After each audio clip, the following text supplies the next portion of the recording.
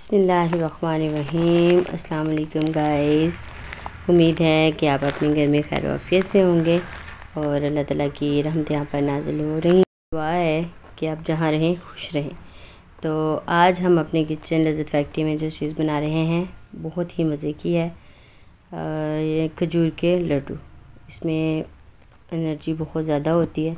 जिन बच्चों की हाइट जो बच्चे बढ़ाना चाहते हैं वो भी इसको इस्तेमाल कर सकते हैं। लेडीज़ इस्तेमाल कर सकते हैं जिनकी जोड़ों में दर्द होती हैं या एज के साथ उनकी जो एनर्जी कम हो जाती है, थोड़ा सा काम कर लेती हैं, थकावट हो जाती है और जो है ना वो वीकनेस फील करती हैं, तो वो सब लोग इसको खा सकते हैं। ठीक है, तो यहाँ पे जो है ना मैंने सूप वाले 3 चम्मच देसी घी लिया है। अब जो है ना मैं इसको थोड़ा इसका वेट करती हूँ इसे गर्म होने का। ठीक है, तो यहाँ पे जो मेरा घी गर्म हो गया था इसमें मैं ऐड कर रही हूँ खजूर नरम वाली। ये मेरे पास 1 किलो खजूरें थी नरम वाली, जिसको मैंने ना अच्छी तरह से इसकी जो है ना धो के ना खुशक करके इसकी गुठलियाँ जो है अलहदा कर ली हैं। तो यहाँ पे जो है ना हम सारी खजूरें ऐड कर देंगे इसमें और इसको जो है ना अच्छी तरह से हिलाए जलाएँगे। थोड़ी देर के बाद ये जो है ना नरम होना शुरू हो जाएंगे। जैसे इसको हीट लगेगी ना तो ये नरम होना शुरू हो जाएंगे।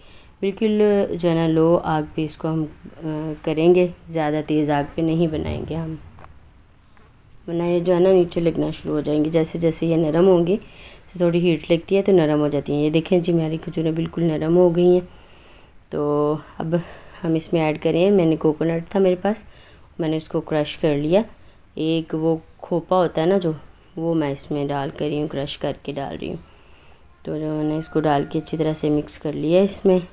और अब इसमें मैं डालूँगी 1 कप भुने हुए चने, उसको अच्छी तरह से ग्राइंड कर लूँगी। और 1 कप ही लूँगी फूल मखाने, उसको भी मैं ड्राई रोस्ट करके तो मैंने उसको जो है ना ग्राइंड कर लिया था और मैंने इसमें ऐड करके उसको अच्छी तरह से मिक्स कर दिया। ठीक है, और जो है ना आप इसमें चाहें तो इसमें और भी काफ़ी सारी चीज़ें डाल सकते हैं, लेकिन मैं ये 3-4 चीज़ों से ही आज बना रही हूँ इसको। ये बहुत हेल्दी और टेस्टी हैं और छोटे बच्चे भी आराम से खा सकते हैं। ठीक है, अब इसमें मैं ऐड कर रही हूँ 3 से 4 चम्मच सफ़ेद तिल।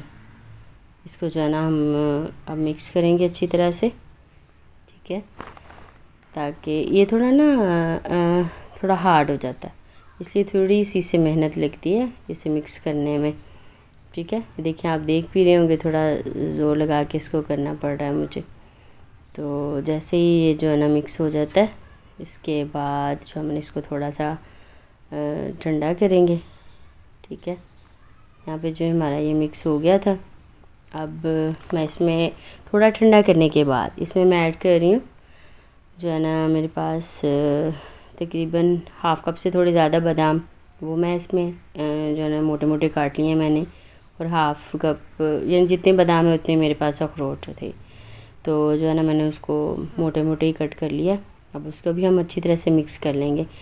इसको थोड़ा ठंडा करके ही मिक्स कीजिएगा, क्योंकि उसकी जो है ना मॉइस्चर होता है उसके अंदर हल्का फुल्का सा, और हीट की वजह से जो ना वो नरम हो जाते हैं, तो फिर वो जब हम खाते हैं तो जो क्रंच की आवाज़ आती है ना वो नहीं आती, इसलिए हम थोड़ा इसको ठंडा करके डालें। तो यहाँ पे देखें जी मैंने अपनी बॉल्स बना ली हैं, छोटे छोटे लड्डू हम बनाएंगे इसके। इसको जो है ना फिर कोकोनट मैंने क्रश किया हुआ था उसके अंदर इसकी कोटिंग करते जाएंगे और ट्रे में रखते जाएंगे। एक ये बेहतरीन किस्म की जो है ना हमारी मिठाई तैयार हो जाती है। तो देखें जी मेरे लड्डू बिल्कुल रेडी हैं, तो आप भी बनाइएगा, इसको एंजॉय लाजमी कीजिएगा और मेरे चैनल को सब्सक्राइब भी लाजमी कीजिएगा। और अगर मेरी रेसिपी पसंद आती है तो दूसरों के साथ शेयर भी लाजमी कर दीजिएगा।